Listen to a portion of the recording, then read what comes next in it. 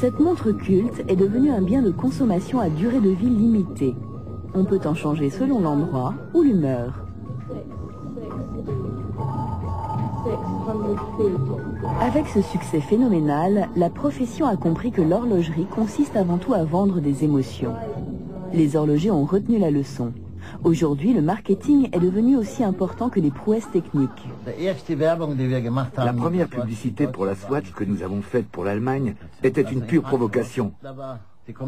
On a accroché à Francfort, sur le bâtiment de la Commerzbank, une Swatch de 140 mètres de haut. Une vraie montre qui fonctionnait. Et on a inscrit Swatch, Suisse, 60 Deutschmark. Vous savez, accrocher une montre en plastique d'une valeur de 60 Deutschmark sur un bâtiment qui en a coûté 380 millions et qui renferme de l'or et des billets de banque, c'était vraiment la provocation du siècle.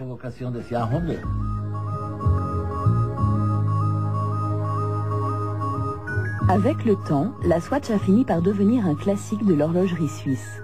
Des artistes reconnus travaillent à son design et contribuent à son succès. À ce jour, près de 250 millions d'exemplaires ont été vendus de par le monde.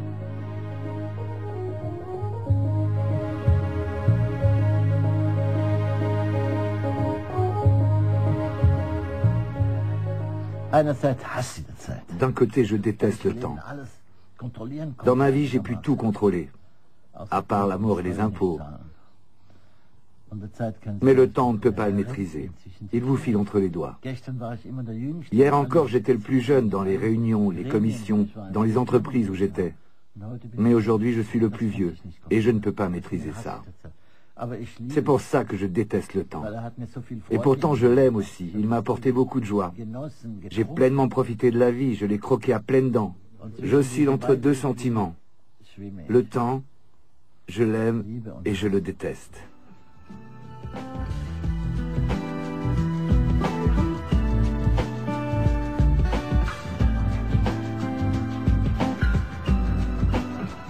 Nous rejoignons Neuchâtel, tout au bout de la vallée des maîtres horlogers.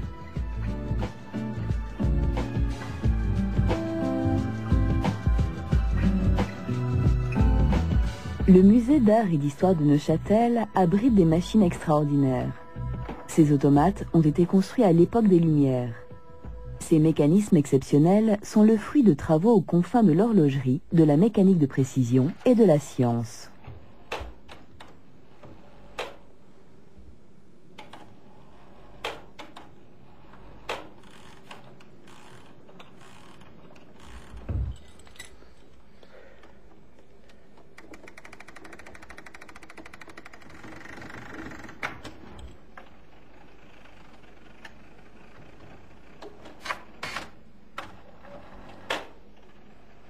Le père de ces automates est Jacques Edrose, un horloger de génie très en avance sur son temps.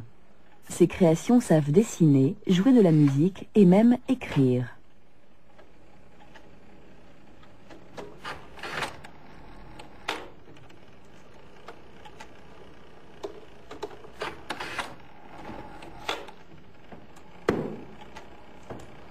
Jacques Edrose sillonne l'Europe avec ses automates.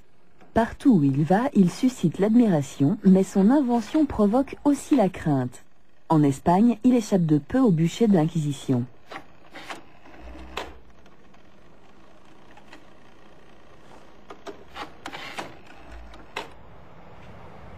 Au-dessus de la vieille ville, à l'observatoire, les successeurs de Jacques Edrose essaient de construire la montre la plus précise du monde. D'après Albert Einstein, le temps est une illusion tenace. Mais ici, l'illusion est mesurée avec une précision extrême.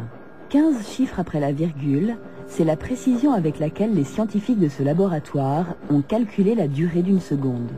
Cela est rendu possible grâce aux horloges atomiques. Des montres sans partie mécanique, sans ressort, ni roue d'entraînement, sans cadran, ni aiguille. La partie la plus importante d'une horloge atomique se trouve bien cachée en son centre. Il s'agit du tube de césium. La mesure du temps est basée sur la fréquence des oscillations des atomes de césium.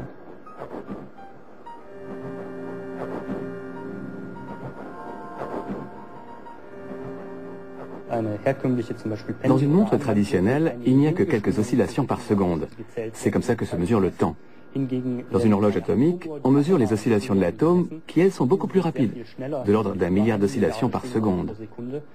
Du coup, on peut mesurer la durée d'une seconde avec plus de précision.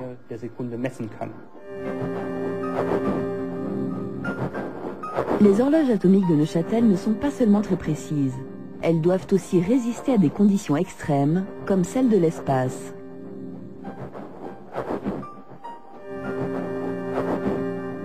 L'horloge atomique est la pièce centrale du nouveau système de navigation européen mis en orbite, Galileo. Ce système ultra précis trouve aussi des applications dans la vie quotidienne, notamment dans les systèmes de type GPS.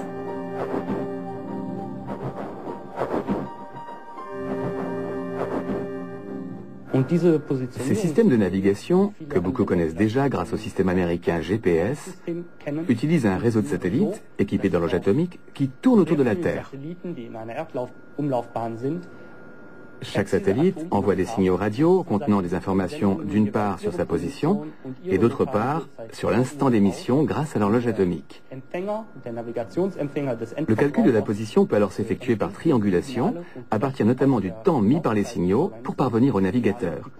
Plus l'horloge du satellite est précise, plus la position de l'utilisateur va elle aussi être précise.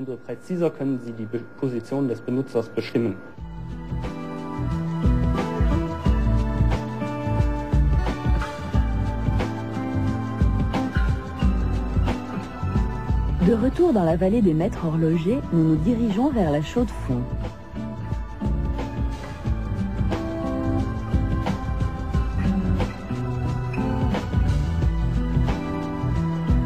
Cette ville a vu naître le constructeur automobile Chevrolet, ainsi que l'architecte Le Corbusier. C'est l'un des grands centres de l'horlogerie suisse.